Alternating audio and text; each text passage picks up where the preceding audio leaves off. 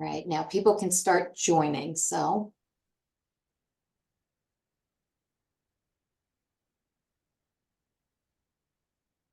I'm going to stop your recording for now as people come in. Okay. So for those of you that have just joined in, we'll just talk about a few things in the beginning, but if you have any questions, please feel free to put them in the chat or put them in the Q&A. Couple things we have going on with the Accessory Council. Tomorrow, we have our monthly member meetup, and I hope that you can join that. All of our events and anything that we have, you can always find on our calendar on our website. Go under events and go to calendar. And just sign up. Monthly member meetup is a great way to meet other people within the Accessory Council and do a little bit of networking. On the 21st, we have another webinar called Expand Your Distribution Through Logistics. That should be very interesting. That's put on by Renewal Logistics. And then we are very excited because we have our next holiday gift guide. And this year we're going to do it a little bit differently in terms of the press. We're inviting the press in for a beautiful lunch in the Tin Building, and we will be presenting on your behalf the best, your number one item for the holidays. And then you can meet with them afterwards, one-on-one. So that is July 25th. If you have any questions, please feel free to reach out to me. And we're really excited about the change, how we're going to do our monthly member meetup. Also, don't forget, look at the newest magazine that just came out. Well, it came out in the spring, but our spring issue is out along with the ACE edition. We just had our ACE Awards last week along with the AC Showcase. A lot of fun, and we had some amazing press. And now I'm going to go ahead and get started. And just remember, if you have to leave for some reason, the recording will be on YouTube. And if you do have questions, please feel free to put them in the chat or put them in the Q&A. All right, so now first, what I would love to do is introduce everyone to Brandy Morgan, who is the founder and owner of Morgan Media and has done some amazing things for us. And I'm just going to share quickly one of the things that she did for us that I have watched so many times, and I think you're going to see why once I show you. Hold on one second. Here we go.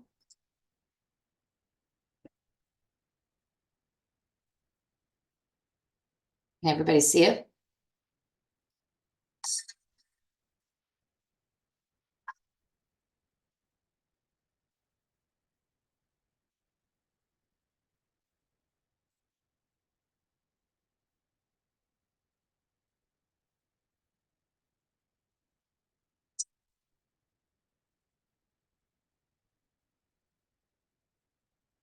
So that was a video that Morgan Media did for us to help promote the AC Showcase.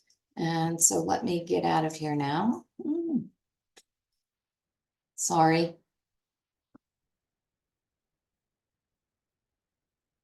Why can't I turn this off? All right. So, Brandy, you are muted right now. Yep. Hi, everybody. My name is Brandy Morgan with Morgan Media. Just a quick who I am and a little bit about Morgan Media. I've been in the content, social media, marketing space and tech space for over a decade now. And Morgan Media, we're a creative service agency. So we do everything from the social media videos that you just saw, to lookbooks, to website videos, any other type of graphics, photography, photo shoots, video shoots, anything on the creative side of content we handle. But we do specialize in the video content. That's kind of our bread and butter, what we love to do. So let me share my screen so we can get into this. All right, can everybody see? Awesome. All right, so we are going to be talking about content today and strategies on how to create content that captivates the right audience, and that also converts those audience members into buyers. So people are never going to stop selling. That's just something I feel like every few years we go through different cycles on where we're supposed to be selling, how we're supposed to be selling. I know for a long time it was, email funnels. Then for a while it was Amazon. And right now it's, social media and content. And the thing with social media is it's been around for a long time and it's probably not going anywhere. We're probably just going to keep getting new platforms and new places to distribute our content.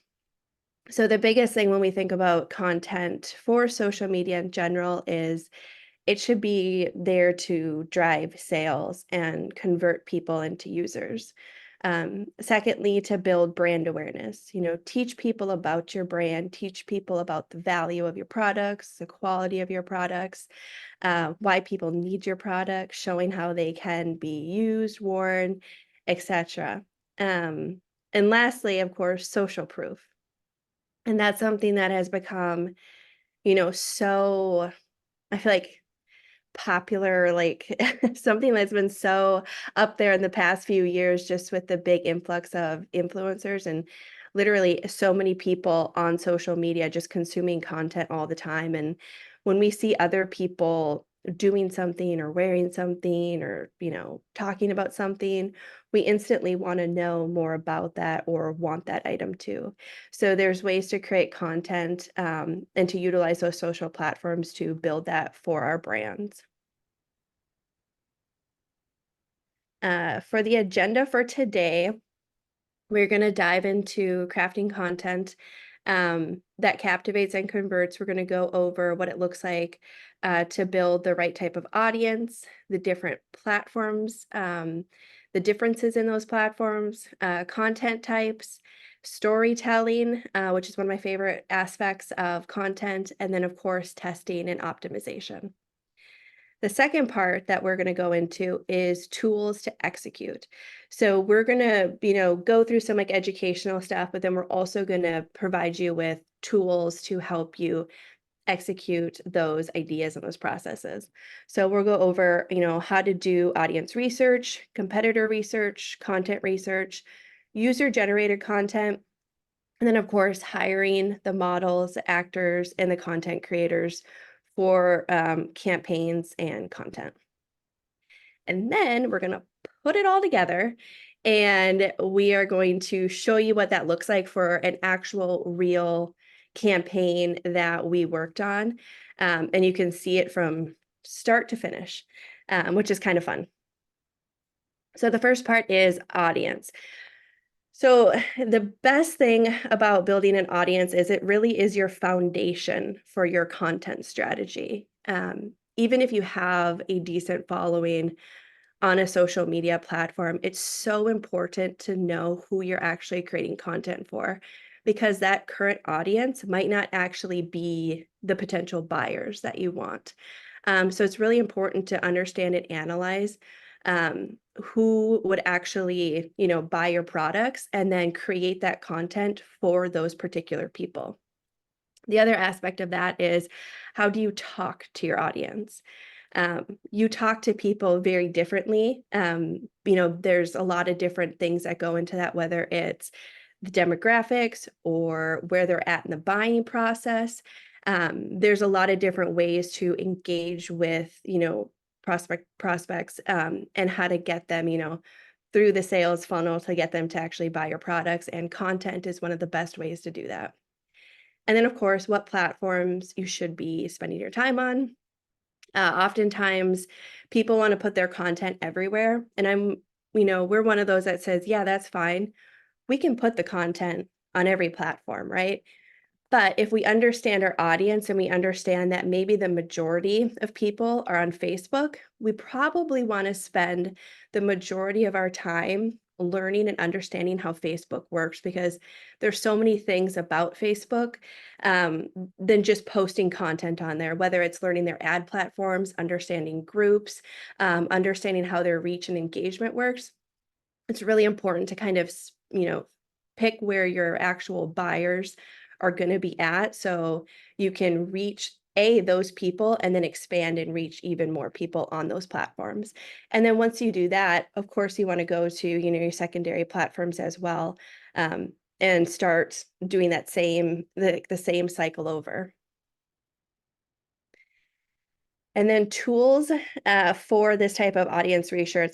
Obviously, Shopify Analytics has great, feedback in terms of who's actually buying your current products. That's probably one of the best places to look. And then you have your actual social media analytics, which is going to tell you who's currently consuming your content, who's, engaging with your stuff, and is it the right people? Are those analytics matching with the Shopify analytics on who's buying your products? So those are good things to measure. SEMrush is a tool that you can use to check to see who's going to your website, what content is sending people to your website.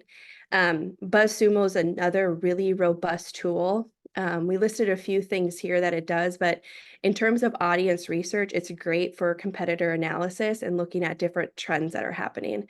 But BuzzSumo is very robust. There's a ton of stuff that you can do with that tool. And then next, creating buyer personas. This is really important and something that's really fun to do, or I find it fun to do, because it's not just gender, age, or ethnicity, right? Like, you really break down the goals and challenges that this buyer is having. What is their current buyer behavior, preferred channels? Do they have any type of brand affinities right now that would, help you do research for what your product is and selling, and how you can research those different things to actually build your content strategy, for this particular buyer persona. And it's great to do, several of these, because you're never just going to have one type of buyer for your brand. So it's important to do, multiples of these and create different styles of content that speak to the different buyer personas that you have. And now for platforms. So these are the 6 that we listed. Like I said at the beginning, we specialize in video content. So obviously our focus is on platforms that support that, but there are obviously more. And the big thing with these different platforms is, yes, they're all different, but they all are similar in terms of they're all, search engines, and they all want to be fed a ton of content, right? And so figuring out which platform works best for you and for your audience is really key in laying a foundation for a strong content strategy. So whether you are putting content on all 6 of these platforms, or maybe you're just starting with 1 or 2 to kind of, figure out where your audience is, either strategy is fine. But like I said before, you do want to figure out where your audience is and read your current analytics to see where you should be spending a little bit more time on. Because if you're getting a ton of traffic from, Facebook, you're going to want to spend maybe some extra time, maybe even some extra money in running ads on Facebook to reach that similar audience to get even more, buyers and consumers for your products. And I should also say, like, each of these platforms are different in terms of what type of content you would put on them. Like, LinkedIn, especially, would be a place where you would probably put different content than you would put on Instagram. So it's good to understand what people do on these platforms and the type of content that they're consuming on these platforms.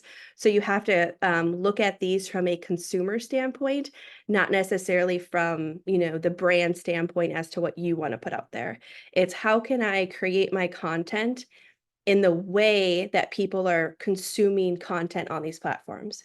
So it just changes a little bit of how you think about when you're crafting the content for those platforms, because they are unique. Some of them are super similar, and you can definitely put the same content across them, but it is wise to have understanding of how people interact with these platforms and consume content on them.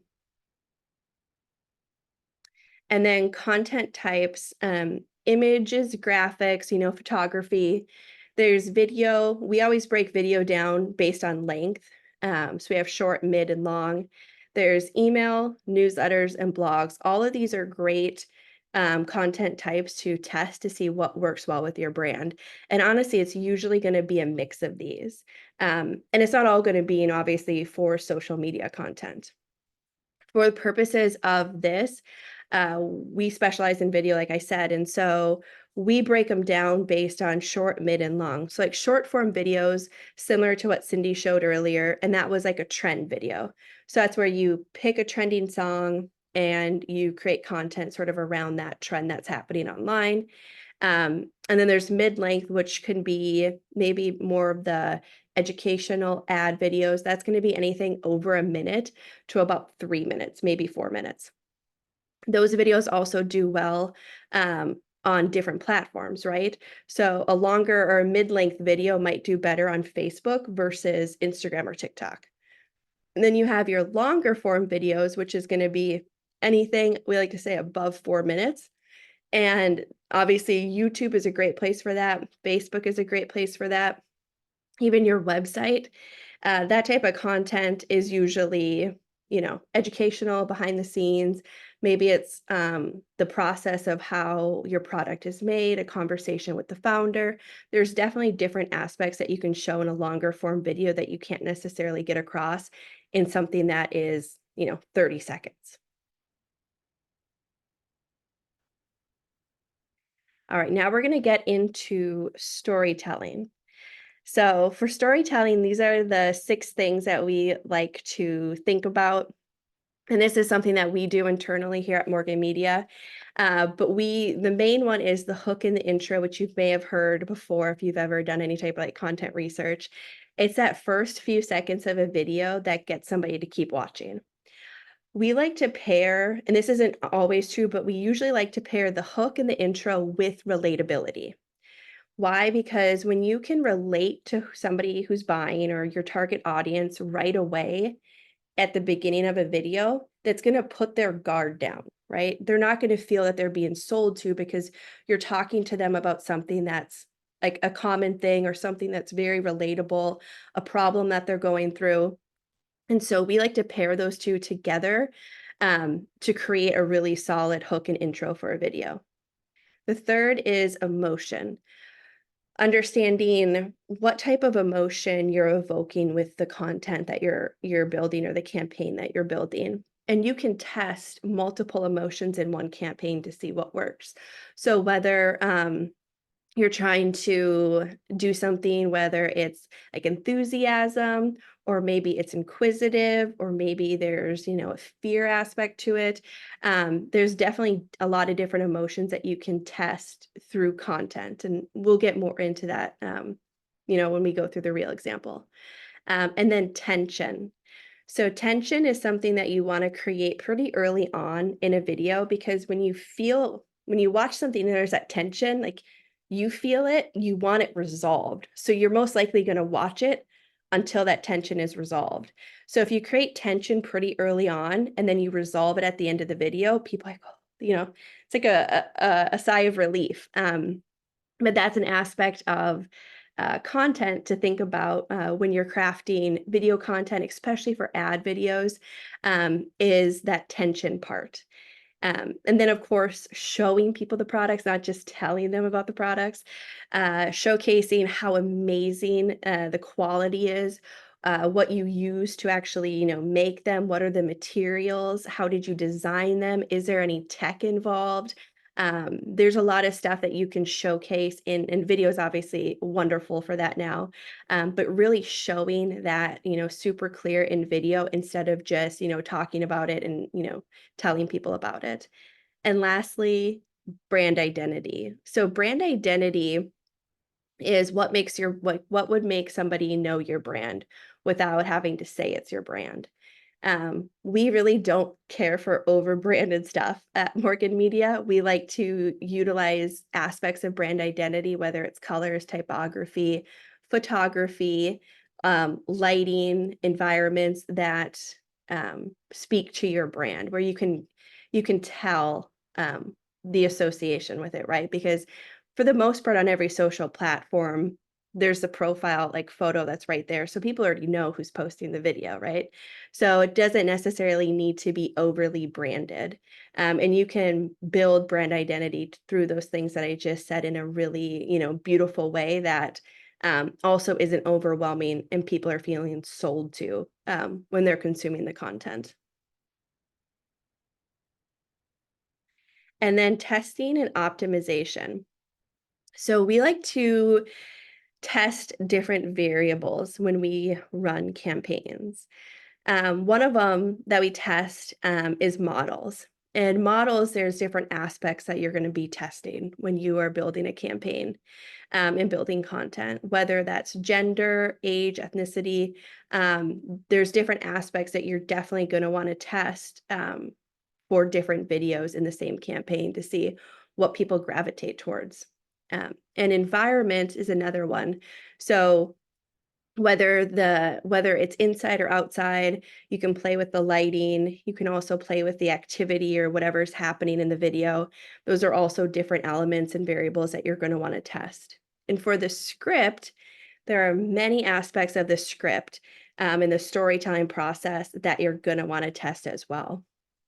And I'll go over the tools to help with that when we get into the script writing and the storytelling. But yeah, there's a lot of aspects of that to definitely test while you're creating your campaigns. And then of course the problem solution aspect.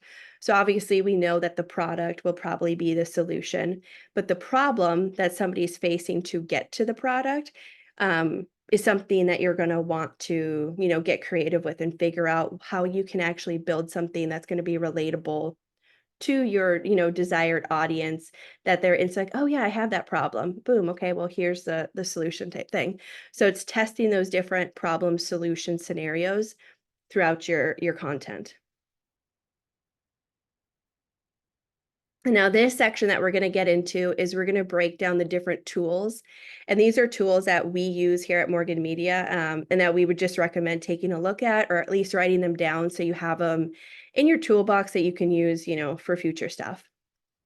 So when we're talking about audience research, some of this we did go over, but once again, Shopify Analytics, that's really, one of the best places to look because it's people who are already buying from you, right? So that's always interesting. And then you have your general social media analytics because those may not match your Shopify analytics. And so it's important to understand if those aren't matching, if you have a product that is primarily geared towards females, but you realize that your social media audience is like 70% male, you may realize that you're going to have to switch up your content strategy and how you're going to, think through how you're actually going to reach that female demographic in terms of content.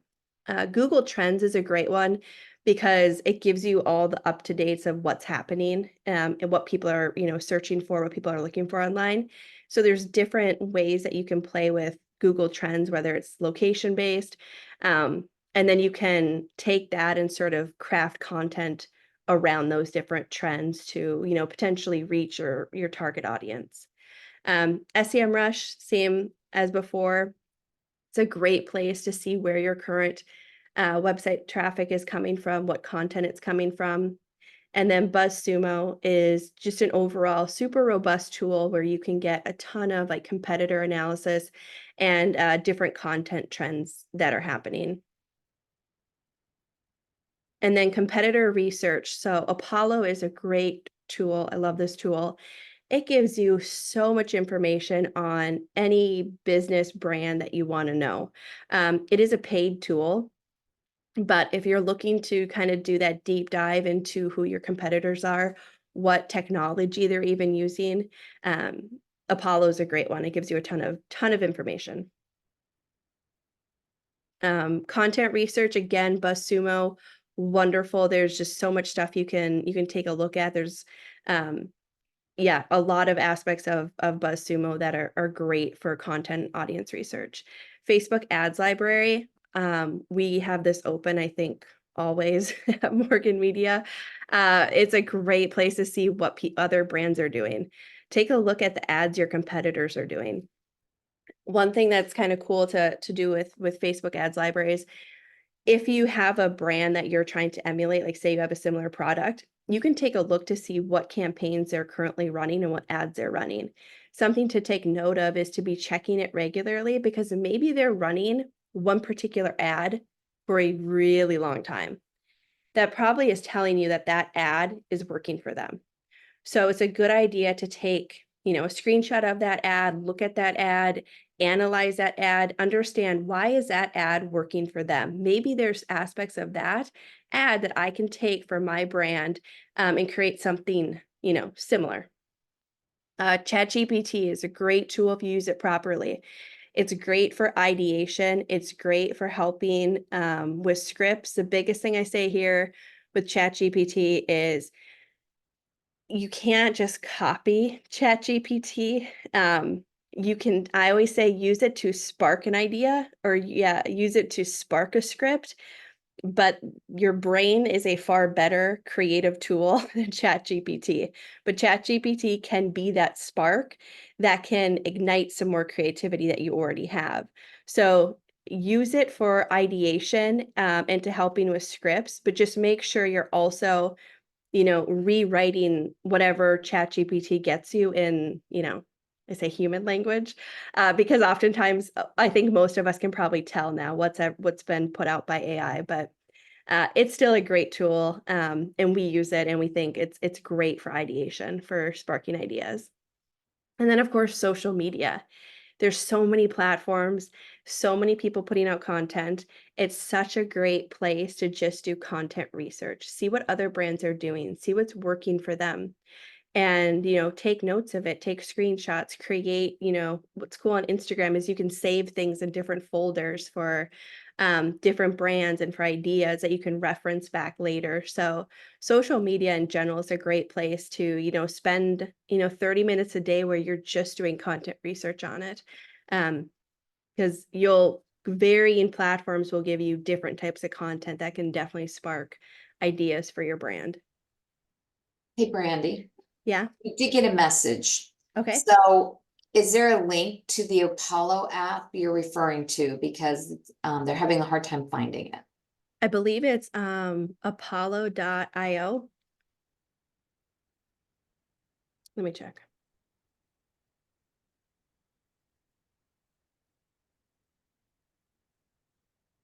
Yep, apollo.io.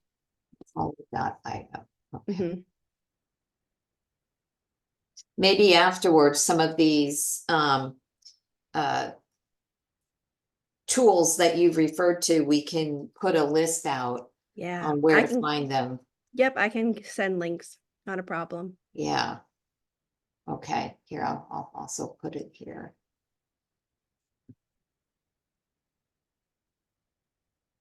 Oh, you got it. Okay, yeah. Thank you. Okay. Yeah. Sorry about that. No, not a problem. Feel free to interrupt with questions. It's supposed to be a conversation, so I'm Mhm. more than Yeah. okay, so we'll get into UGC, user generated content. Billow's a great one. You can sign up for them. I forget what their pricing structure is, but they work with, I believe they work with content creators, models, actors, varying degrees, that you can sign up for X amount of videos a month. You ship the product to these people and you pay, don't quote me on this, but I feel like it was like $80 a video. That's extremely cheap. So, and the beautiful thing about that particular service is you have full control over the video process. So you can take what we go over today and say, this is what I need in the video. Or if you already have something that's working for you guys and you want to test maybe different types of models or different activities, it's just kind of a great tool because you can have content creators create these videos for you.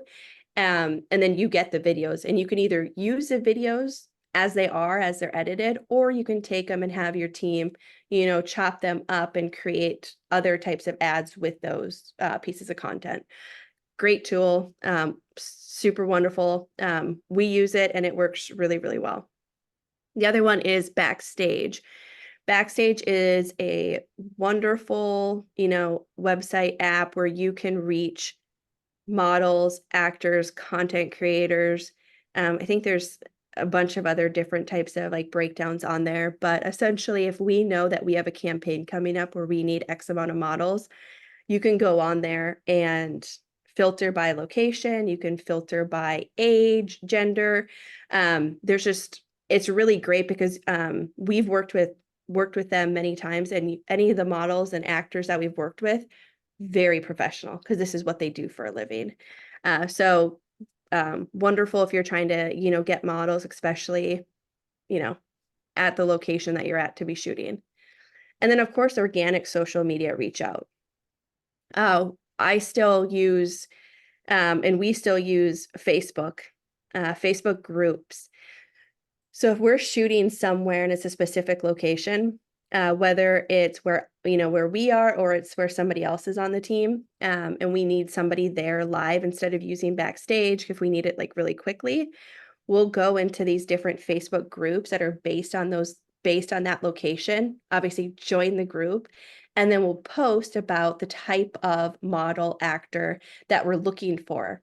And that has actually been extremely fruitful for us, because you're going to get a ton of people that are going to respond. So obviously it's a little bit different than Backstage, because Backstage is a paid service and you pay per listing, and different things like that. But the organic social media is a little bit more hands-on, where you have to be in charge of it a little bit more to make sure that you're getting the quality. But we have had great success with doing that based on different locations that we've shot at. And then hiring models and actors. Once again, Backstage, great place. We use them all the time. It is obviously a paid service. Like I mentioned before, Facebook groups, great place to meet people. And it's also great because you get like real people, that you can send stuff to. And then you can always work with local agencies. Local agencies is going to be a little bit more expensive, but those work just as well. All right, so now what we're going to do is we're going to take everything I just sort of talked to you guys about along with the tools and see how this is actually used in a real campaign. So the first thing that we were going to do, and don't worry if you can't read this, but this is a buyer persona that we created for a sock brand. And so this is Millennial Mike. Millennial Mike is 35. He lives in Boston. He has an income level of 150 to 250K. He's a lawyer. He's married. He is active. He works out 5 times a week. He plays golf. He probably plays pickleball. One of his biggest challenges is he's on his feet all day. So he's looking for a sock and or a shoe to bring him comfort, to bring his feet some sort of relief. His preferred channels to get information is newsletters, emails, certain social media channels like Facebook and Instagram. His brand affinities are Lululemon, Taft, and Bonobos. So this is what a buyer persona can look like. You can have it even more detailed if you want, but this would just be one that we would have created for a brand. And so this is Millennial Mike, that this is who we're going to be crafting this campaign for. So the tools that we use to come up with that buyer persona, obviously Shopify Analytics. We took a look to see who's currently buying the socks. Well, I believe the number was like 68% were male, the age 35 to 45. And then of course, social media analytics. And unfortunately with this brand, they weren't as, I would say as engaged on social media as other brands. So they didn't have a ton of analytics to work with in terms of social media. So we really just focused on the Shopify current buyer analytics. And then the platforms, Facebook and Instagram, because that's what Millennial Mike said. That's where he consumes his content. Once again, Shopify Analytics is giving us, where the traffic is coming from. And then for this particular one, the social media analytics, which were limited. And then the content types that we're going to be focusing on is video content, primarily because we are going to be creating an ad campaign. So we're going to be running ads for this particular sock brand. And so one of the first places that we're going to look is Facebook Ads Library. And we're going to look at the different brands that he has affinities for, right? We're going to see what they're posting. We're also going to take a look at what are other popular sock brands, and what type of content are they creating, that we could potentially pull ideas from to start crafting our campaign to, go live on Facebook and Instagram. All right. So storytelling, once again, if you can't read this, I'm going to go over it with you. So the storytelling script. So this is just one out of, I think we did 24 videos for this total campaign. So this is one of them. So the first part that we did was a hook and an intro. And like I said before, we kind of pair relatability in there because we find that if you can instantly relate to your audience or who you're selling to, they're more likely gonna feel like have their guard come down and actually watch your content because they don't feel like they're being sold to.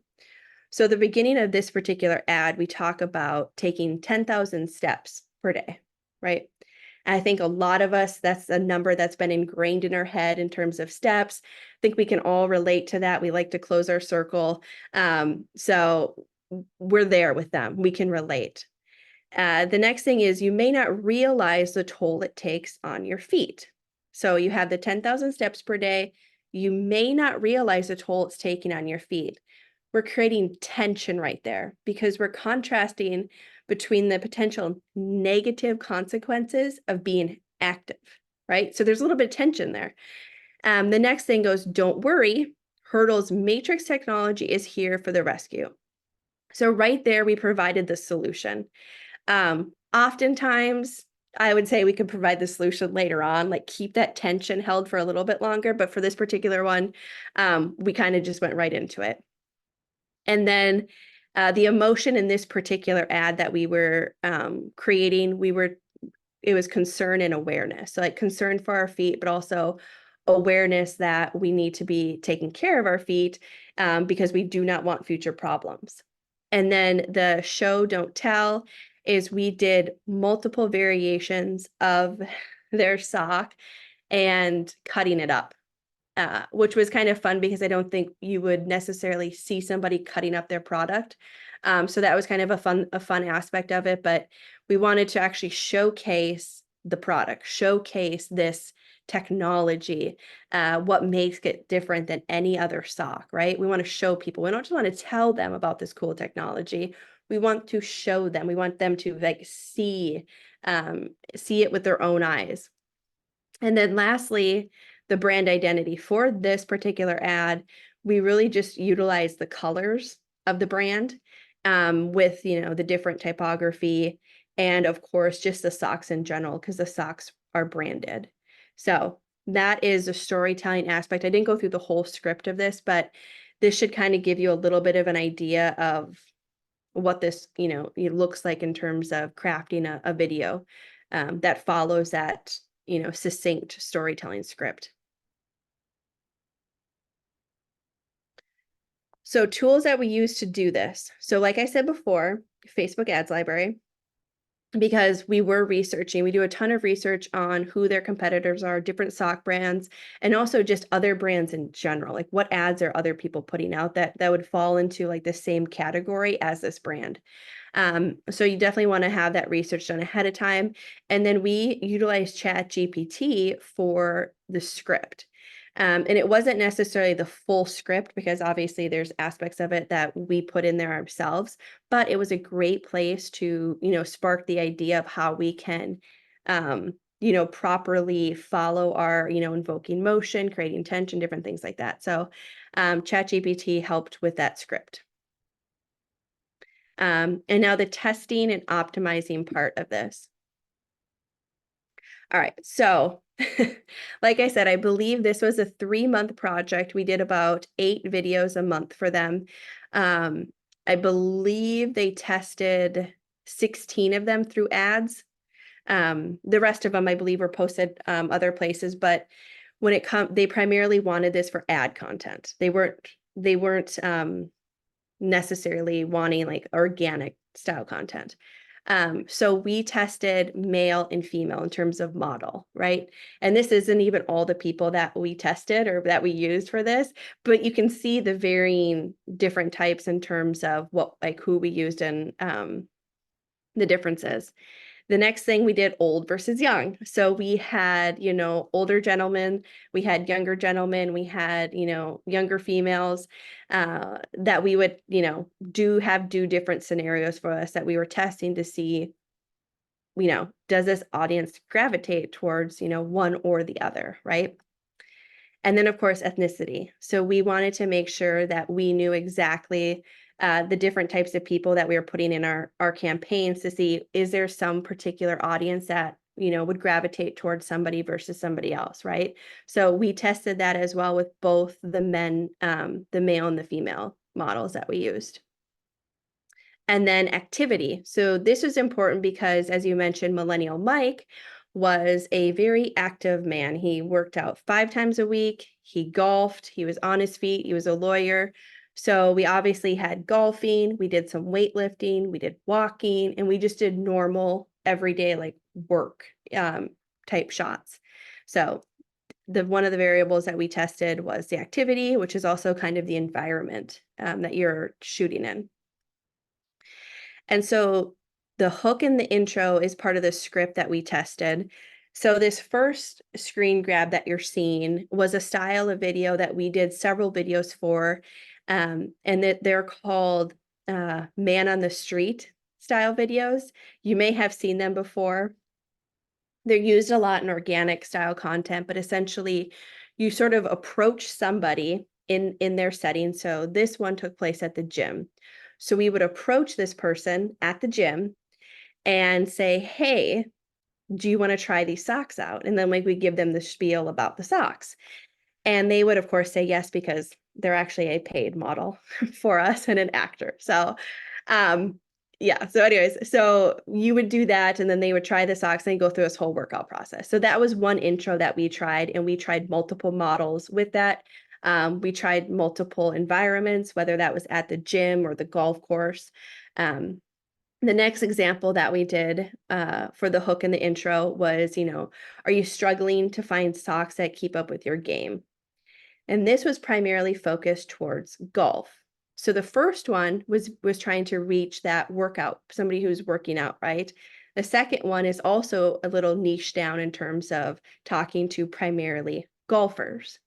The third one is we're just going to introduce this sock and we're just going to talk about it right away.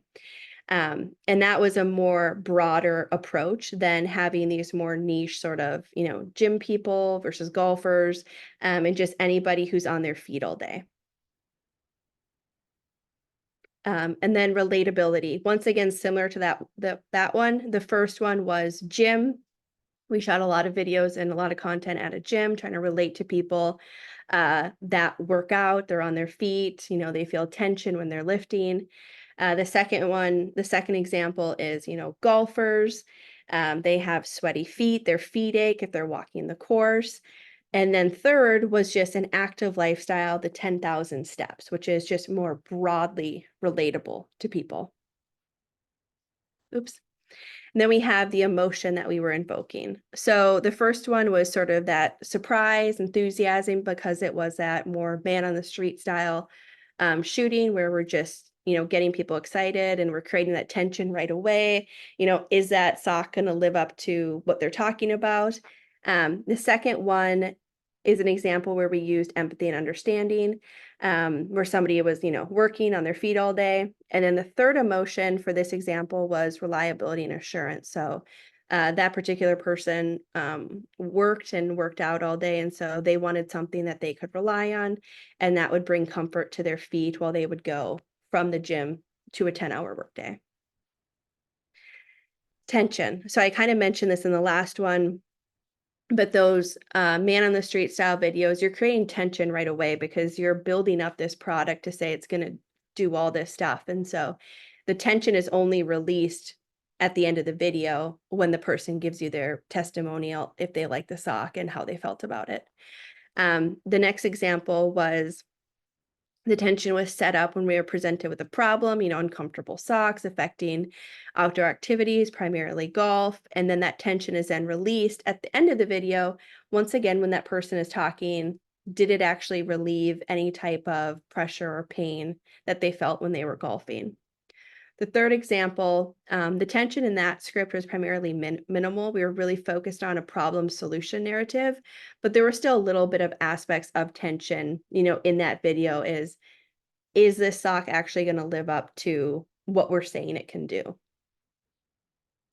And then the show don't tell. So we did multiple cutting up the sock, showing the sock cut up, showing the sock worn cut up, like how you can actually see it.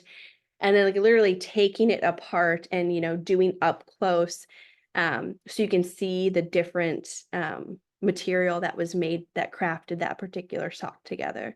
So we're not just telling you that this is awesome. No, we're showing you. And then lastly, you have brand identity. So the first one, you can see there's a certain type of typography that we're using. And then of course the product itself is branded. Second example, through brand colors and logo. Like I always say, if you're going to use your logo or something, never start your video with your logo. End your video with your logo. The starting point, you should instantly try and grab their attention. So I would never put your logo and website at the beginning, just wait for it to be at the end.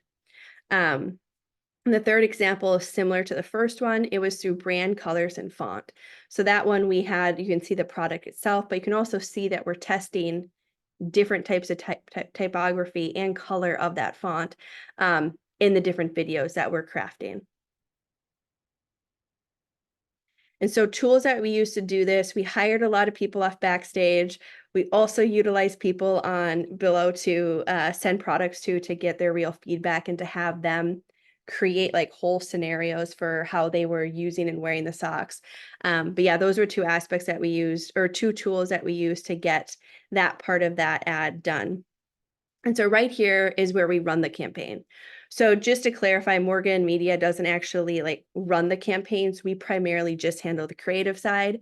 But as you can see, there's tons of different videos that we created for them. I think there were, like I said, 24 total. Where we're using different models, different ways of showing the socks, cutting up the socks, how we're, interviewing the particular models and actors, how they're talking to the camera, what activities they're doing. There's a ton of aspects that when they run these particular campaigns that we're looking for to see what works. What are people actually gravitating towards in terms of, engagement, but most importantly, are any of these ads converting, right? What is the highest converting ad that we ran? And to my surprise, and to a lot of people's surprise, even the brand surprise, the ad that performed the best was the more, I don't think that sound will play on here, but it was the ad where we started the 10,000 steps. And so we wrote that ad, and originally it wasn't necessarily like the brand was like, I'm not really feeling that, because it is so broad, right? And sometimes it is better to niche down. It really just depends, which is why you test to see what works. But that one really, really worked. So we start the video, the 10,000 steps, which is instantly relatable. We don't actually really even show an activity in that video that we did or for that particular ad. And it was the highest, conversion and the highest engagement that they had. And what was interesting about that is we had 2 females in that video. There were no men in that video. So that was also interesting because the target demographic was men. And so we were thinking, oh, well, it would make more sense if they were hearing it from an actual user, right? Like somebody they can relate to. Well, no, we had 2 female testimonials at the end. And we didn't use just one testimonial because we also tested that. Does one testimonial work, or do we need multiple testimonials? So this particular ad, we had 2. So that's interesting to also note. And then the activity, there wasn't really an activity. In the video, we're just showing, different clips of the socks being worn and being walking and like doing different things. And it's really more so about just lifestyle in general, not about particular activities. And so for this one, I don't know if I have enough time, but so I don't know if I have the sound, but I was gonna go over the hook and the relatability and the motion, the tension, and the different things that were created from this particular ad. But it's similar to what I said before with that hook being that 10,000 steps, right? So, and then the brand identity for this video was literally just the color and the typography and the product itself. There wasn't any other branding for that particular video. And so now we're at the phase of why the heck did that ad work, right? So we tested 16 ads. Now we have one that is, an out that fits, that has, drastically converted more sales than the other ads. So now we have been tasked to create more of those videos. And so we're literally in that process right now as we speak, finding different models, different female models. We're coming up with new scripts that are similar in that relatable tone. And we're going to literally cycle through this same process again to better understand what works and converts. And so that's really the process what it looks like to create content that's going to captivate the right audience and converts, and really the testing and optimization that goes into it from a content standpoint. Lastly, here's a QR code if anybody wants to jump on a call with myself or somebody on the team for like a 30-minute sort of deep dive on your brand and what that could look like. Feel free to scan it. It goes to a Google form. There's 3 questions on there. So if you want to jump on a call, more than happy to talk about your content and your brand strategy for that. And that's it. Thank you, Brandy. My head is spinning as you've gone through a lot of these different things. So I do have a couple questions. So your buyer personas, who who creates that? So it depends. So we will create them. We create them for a lot of the brands we work with, if they don't have them. They're very important to have. So it kind of just depends on where you're at with your content strategy. Like I said at the beginning, it's so important to have that foundation first, and those buyer personas are part of that foundation. So if you don't have them, we help you create them. Based on the analytics that we see and based on the stuff that you're seeing as well as the owner of the business. But yeah, we help craft those. And the thing about buyer personas is they will change. You'll start to see a trend towards certain types of people that are buying your products. And that's the beautiful part about creating them early, is because you have like 6 people you can test, right? Test who you're creating content for. Very interesting. And then in terms of the social media analytics, do you get those from each platform? Yeah. Yep. We don't really use any third-party tools for that type of stuff. We find that the best analytics, I think LinkedIn is probably the worst for analytics, but Facebook and Instagram, TikTok's okay. YouTube's great. Like you get a ton of analytics just right in those platforms themselves. There are third-party tools you can use for that. But it can be a hassle to get those set up. So we usually just go into the actual platforms to find them. So, and then the final question is, what if a person wants to do the videos themselves versus a model? Yeah, that's totally fine. In the video, the ad that worked, so we actually have even like voice actors that work with us. The owner of the brand, he actually wanted to do the voiceover. And so we just sent him the script and we're like, hey, record this for us. And so if the person is wanting to, or if they know somebody or they have somebody for it, we essentially, for us, we create the creative brief is what we call it. And we share that with the team so they can review it and make sure it looks, accurate. And then we'll send them also a shooting guide. Like, because shooting content, there's, aspects that you have to be aware of when shooting, like visually, where am I, on screen? Is the lighting correct? If you're going to use your phone, is the camera clean? So there's a lot of things to think about when you're shooting content yourself, but yeah, we love it when people want to shoot their own content, or if they just give us the content that we can like pull pieces from, that's also wonderful. But yeah, you can definitely shoot the content yourself, 100%. It's just making sure you're hitting those particular, you want to just check certain things before you go into the shooting process. Yeah. Right. If anybody has a question and would actually like to ask it, I can unmute you, so let me know. And then Randy, all these different things that you've listed, the BuzzSumo and SEMrush, afterwards, if we can send everybody the links to all of the different tools that you've mentioned. Yep. I'll send you an email, Cindy, with all the links. Perfect. Perfect. Well, thank you. There were a lot of things I had never even heard of and that I am also going to check out, especially SEMrush, because even for us, I know for our website, that's probably something that we can be looking at. And my head is spinning a little. But I want to thank you and thank everybody for joining today. And if you do have any questions, feel free to reach out to Brandy or reach out to me. And this will live on, we'll probably upload it later today on our YouTube channel in case you'd like to go back and watch it again. And it looks like, let's see, do we have one question here? Oh. Yes. Is part of the talent aspect that they must post on their socials too? No, so that would be if you have some type of influencer agreement.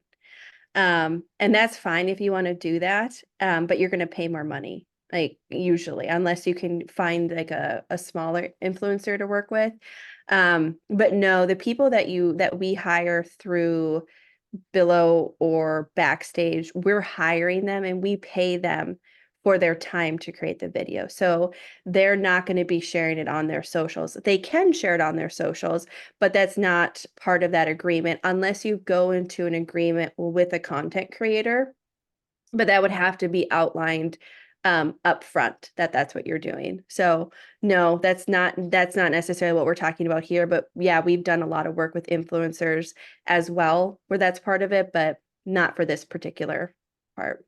Okay, we have one more question. Would you be able to work with a brand based in South Africa? Yeah, we work with brands all over. We work with people all over the world. So yeah, we have clients everywhere. So 100%. Excellent. So,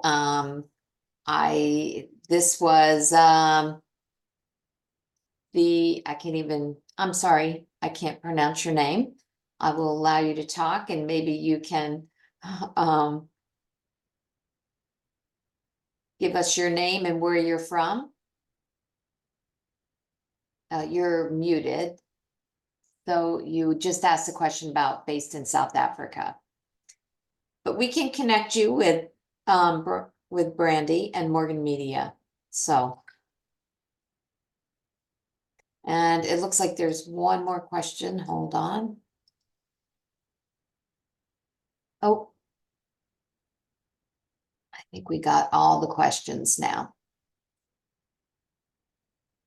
All right. Well, thank you, everybody. Thank you for joining today. Have a wonderful day and please join us tomorrow for our monthly member meetup for anybody that's a member. And then on the 21st, we have increasing your distribution through logistics. Thank you, everybody. Thank And you. thank you, Brandy.